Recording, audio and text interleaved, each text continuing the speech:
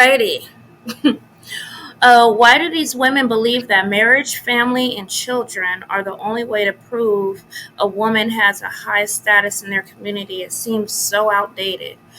Um, they were raised that way, and that's all they know. They come from money, and that's all they were taught.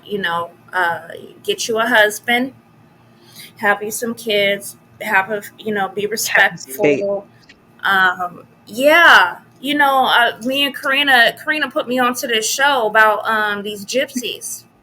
I call it my gypsies because it's a long title. Yeah. But and the women there are like that. Like they don't work. And it's like against the law, or not law, but against their culture for the women to work, and they're supposed to stay home and take care of the kids and keep a clean house, and basically, wait hand and foot on your husband.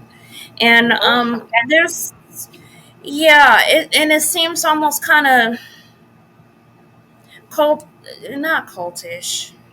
It I don't does. know. No, it definitely is. It It's definitely it's it's is. a little off because they're Because they marrying them bully those off as people. kids. They Yeah, bully people. And they are marrying girls off, 14, 15 really years old, which young. is like, what? And then if you decide that you're going to go to school or you want to marry somebody of another culture, you're thrown out. Nobody will speak to you. You're Now, the thrown man can out. beat you. He can cheat on you with 18 different women. But the true Hmm. mark in their community almost is like the fact that you could stay. Like they got this whole ride or die mentality. I'm not riding for nobody like that. You ain't gonna beat me up, cheat on me, use drugs, gamble away our finances, but I got his back. You know what I'm saying? I don't have anybody's back like that. If you got me over here looking like I'm about to be going to clinics and I got to be looking at, well, if I'm gonna be living with my mama on the couch with my kids because you are messing up the money. No, oh no, you got to go. But it is very occultic because when they can't get their way, they turn other people against you too. So Yeah, you're turned out of the community. And it does seem outdated. This has been something that's been going on since the beginning of time. That's why women had to fight for rights and stuff like that. They didn't want us working. They didn't want us voting. We were just there to reproduce, basically. So I don't know. I guess they're still in that old mentality, and like I said, that's all they know. Um, and probably where a little bit, curiosity and jealousy comes in when you're looking at Maria, because uh-huh. I'm like, she didn't do this, but she's okay. Like, she's still here with us. She wasn't turned away. She wasn't kicked out the community. Hold on, could I have done that? You know. Right. So yeah, and that's their parents did it, and that's how they were raised. Get you a husband with money, um, preferably in their circle, and yeah, you get that high status or whatever, if that's important.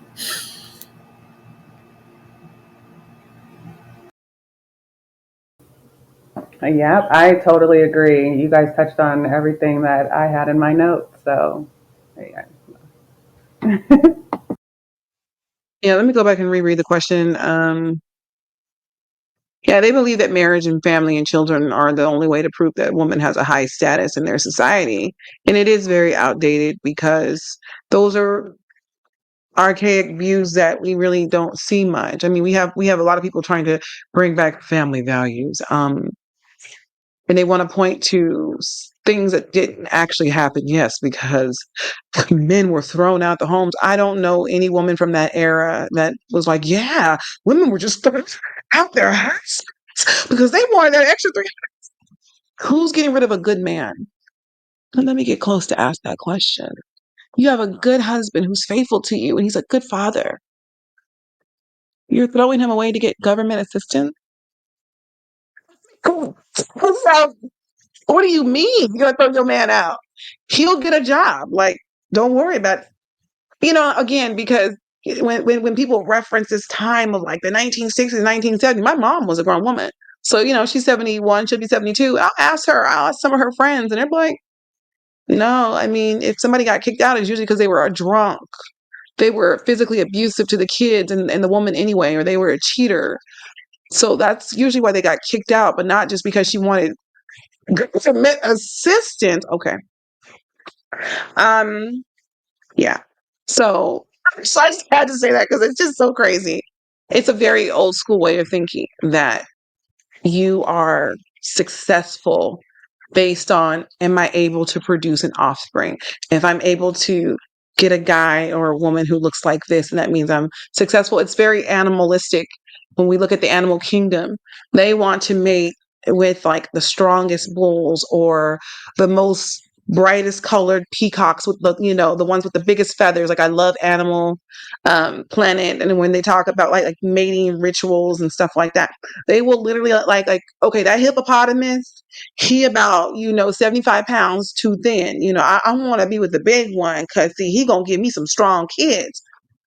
You see this idea, and people will say, well, what's wrong with wanting to have a strong family and a strong marriage? And there's nothing wrong with those things.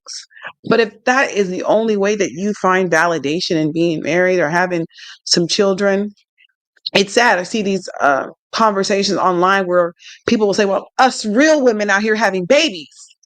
What? What do you mean, us real women? And then I'll see other women who will say, well, they have been challenged, reproductively, and some women will make them feel like they're not a real woman because they can't have a baby. You having a baby has nothing to do with if you're a real woman or not. It's what you're born as. So, you know what I'm saying? You're a woman. So just let's not go there on that whole, you're not a real woman because you had kids. I saw an argument in a group and I left the group. You're not a real mother if you had a C-section. What? You're not a real mother unless you pushed your babies out of your body. You didn't really give birth. The baby was ripped from your body. And said, "Oh, okay, you guys want to tussle. I don't know what it is, honey, The baby but in the that last, grew in your body isn't. yeah, You're not a real mother, even though you're the not a baby grew in real your mother. body You did, has your DNA and everything, but yeah, you because didn't, you you didn't cut out. really give birth because you had a C-section. I'm gonna tell you, in the last 6 months, I have been unfollowing and leaving all kinds of groups. I don't have it in me, baby. I need to be putting this brain power towards things that are going to be productive, beneficial, and moving forward. These conversations are crazy. So yeah, I have just been unfollowing, leaving groups. I can't do it. I can't do it. So to think that there's only one way to be successful in life is absolutely crazy. This is a very outdated look on life. And we have to understand that we don't all have the same values. I was talking to a person and they were like, the Bible says, and I said, so you base your life on the Bible? And yes, because the Bible said it. I said, well, what about the people who don't read the Bible? Well, what do you mean? Everybody should read the Bible. There's only one God. I said, that's your belief system.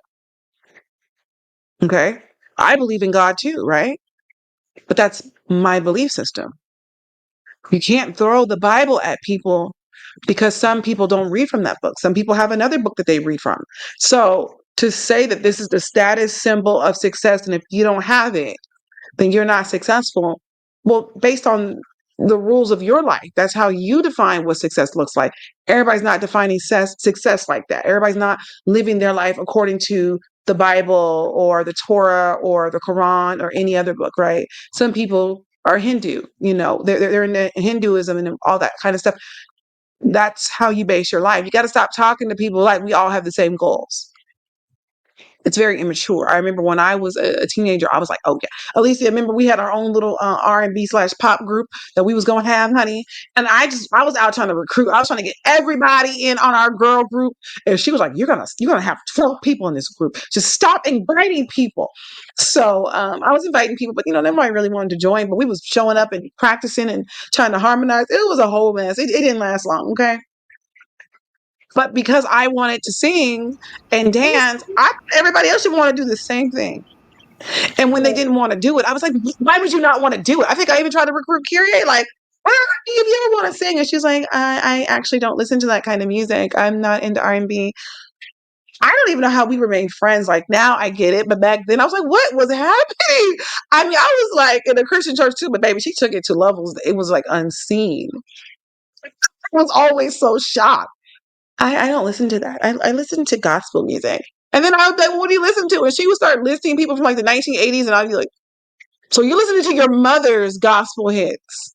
You're not even on that like new age Mary, you know what I'm saying? Kirk Franklin and Fred Hammond and She those was on people. that Shirley Caesar. That's what I was like. How are we friends? But she was so amazing. But baby, she would show that she was 30, 40 years older than what she was, like with one comment. I was like, what? But I loved her. I was like, she don't know. She's just out here trying to do what she doing. Because remember, we was being taught that like, CeCe Winans, that ain't real gospel because it had more of an R&B feel to it. But we was bumping that though, wasn't we? My That my CeCe mom Winans was one of album. those.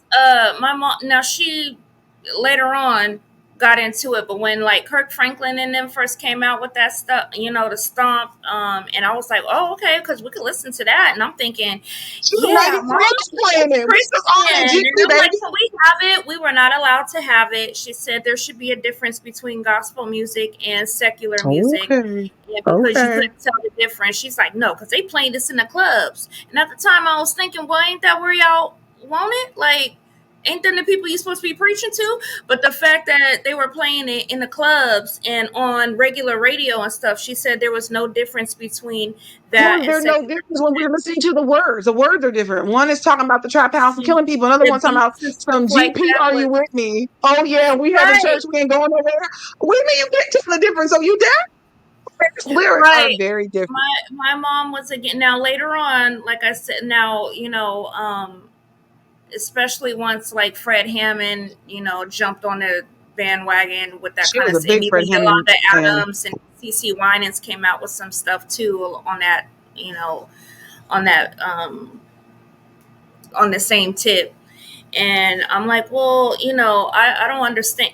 Me and Dinky really had to like talk my mom into that. Like she was like, gospel, it's gospel, and now they trying to make it worldly. That was her word, worldly, Worldly. Yeah, secular, because they but didn't believe in worldly. gospel rap either. Do you remember that? It was like, you listen to gospel Gospel rap? No, no, gangsters, yeah, no. she was against that because it sounded too much like the regular, I'm like, I guess you're not listening to secular lyrics. You're just music. listening to the beat, Yeah. huh? And the thing is, if we are just listening to the beat and not the lyrics, where's the harm in that? Even if it's Stop secular it. music, we're Stop just it. listening to the beats. Stop it, Alicia. You'll You get a know, spank. Your mama's coming back to beat you know what? I'm not gonna play. Go get my belt. That's my mom. Go get the belt then. I got something for you. my I ain't dad told talking him, about oh, you gospel think you music, smart. man. Okay. Like I'm going to I'm slap getting that whooped mouth. over Kirk Franklin and Mary Mary Getting beat. Yeah. and Virtue. Damn. Hmm. So, yeah, oops. Maybe, honey, growing up, the way we grew up was wild. So when she would tell me some of her artists, I'd be like, but that's like old school. That organ. Like, huh? I mean, that's like that over the top. I was like, whoa. But that's all her mom would allow. So. But mom was such a good girl. She was such a good girl. And I think it's one of the reasons why I liked her, because I knew I had, another side of me that I could really get off and probably just really do some bad things. And it was like, you know what? But if I stay around people who are like this, it's going to ground me. So that's what I did.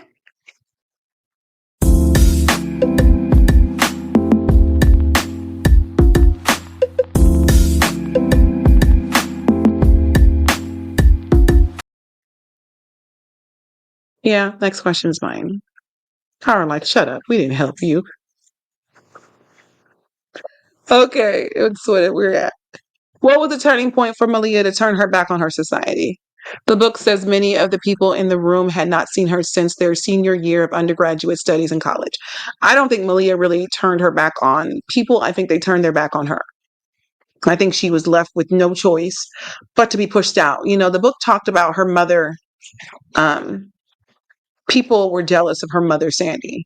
People looked down on Sandy for, Mary and Frank, right? And that's a question that's coming up next. But Sandy didn't allow the fact that they hated her to be like, oh, well, Kyrie said she might lose power, so she might be back in a minute. But Sandy didn't allow um, people disliking her to make her question herself.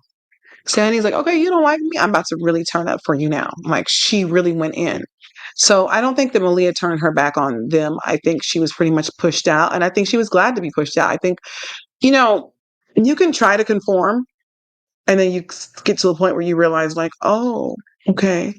So, I mean, tried to hang out with y'all. I tried to talk y'all's language. I tried to do what y'all did. It doesn't come off as authentic. I've done it. I have been like, well, I'm tired of being, labeled as such, or I'm tired of this. And then what I would do, I would try to be more like other people. And it's just like, when God has a different plan for your life, you cannot blend in with people you're not supposed to be around. You always stick out. Something always is off about you. You know what I'm saying? So I think that when she was being mistreated, it became easy to be like, yeah, I'm gonna walk away from y'all. You know? What are your thoughts, Lily? Mine. I'm gonna read the question again. What was the turning point for Malia to turn back on society? The books that many. Okay. I'm thinking it might have something to do with Mike. Her and Right. Mike, they were like, a power couple, whatever, back then, and maybe breaking up with, them two falling apart, and then the way Right. these folks talk and air out stuff, they were like, oh yeah, well, Mm-hmm. he probably left Malia, or Malia did this, or Malia did that, and now they're not together no more. So it's just probably the gossip, and she was already heartbroken, dealing with her. She loved him, and he cheated on her, treated her like shit or whatever. So she, God forgive me, treated her like crap. And so I think she didn't want to hear it. Any other time, she probably would have served him up. In the book, it said that the old her would let people say stuff and she wouldn't really say anything, and she just would let them run their mouths, and she didn't stick up for herself. So back then, she didn't stick up for herself, and she knew the gossip was going to come. That's big news. They were like almost, what do you call it, like an arranged marriage or something. Everybody thought them two was gonna be it. She said that. She's like, oh, I thought you would have had 3 or 4 kids with him by now. you know but he did that with somebody else and not you. you know and she was over Mike when she said that. Can you imagine, like, if it was a fresh breakup and she's in high school and somebody says something like that to her? Like What that hurt would my have, yeah, that just add into the trauma. So I think that's why she turned her back. She's like, I already know what these, MFs is gonna say, and what everybody, gonna gossip about, and that's gonna be the talk of the town. So, skip this. I don't need them. I'm gonna go on about my life. Forget him, forget them. Mm-hmm. I think that man has something to do with it. It didn't say it in the book, but that would be my Yeah. thought. Right. That it has something to do with Mike's fine but dusty ass. Yeah. Fine but dusty. I But think you're so dusty. right. And I love how when you read this book, how you really like you go in between the lines and you begin to really envision the world and you really begin to see things because Right. words have only so much. You really have to get into the story to be like, well, I think what's really happening here is, this and that and the other is playing a massive role. Malia is a scary person to be around if you think about. You have the ability to shake up this group. You got the ability to show other women, oh, okay, he's been out cheating, he's acting stupid. I don't have to just take him back, or I don't have to just put up with this foolishness all for the sake of trying to keep these standards and this idea because we're doing something different out here in the Pacific Northwest that's not being done. Like, we have to hold ourselves to this standard of greatness, and it's for the culture. Sure, she's Right. showing people that, if something's not working for you, end it. She's showing you did that. You know what I'm saying? And it's offensive to some people when you want to challenge the way things have always been done. When you're like, oh, okay, so he wants to cheat.